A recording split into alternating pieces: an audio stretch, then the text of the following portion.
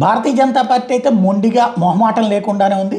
తాజాగా 290 మంది సిట్టింగ్ ఎంపీల్లో ఇప్పటికే ఏకంగా 103 మందికి బీజేపీ టికెట్ నిరాకరించింది.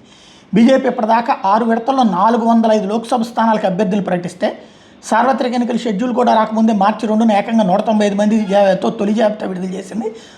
ఆ తర్వాత వరుసపెట్టి జాబితాలు విడుదల చేస్తుంది. తొలి జాబితాలో 33 మంది సిట్టింగ్ ఎంపీలకి బీజేపీ మొండి చేజు పెడితే ఇక 72 మందితో ప్రకటించిన రెండో జాబితాలో ఏకంగా 30 మంది సిట్టింగుల మీద వేటు వేసేసింది. మూడో జాబితాలో 9 మంది, నాలుగో జాబితాలో 15 మంది అభ్యర్థులు బీజేపీ ప్రకటించింది.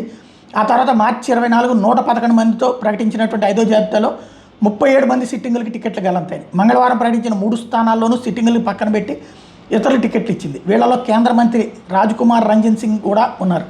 ఈ లెక్కన ఇప్పటికే 3వ వంతుకు పైగా అంటే 34% మంది బీజేపీ సిట్టింగులకి టికెట్లు దక్కలేదు. మరో 30 నుంచి 40 స్థానాల్లో పార్టీ అభ్యర్థులు బరిలో దించేలా కనిపిస్తున్నటువంటి పరిస్థితి. ఓవరాల్గా చూస్తే సిట్టింగులకి ఇక్కడ జగన్మోహన్ రెడ్డి సేమ్ చేసుకొచ్చాడు, అక్కడ చేసుకొచ్చాడు. కాబట్టి ఏం జరుగుతుందో చూడాలి.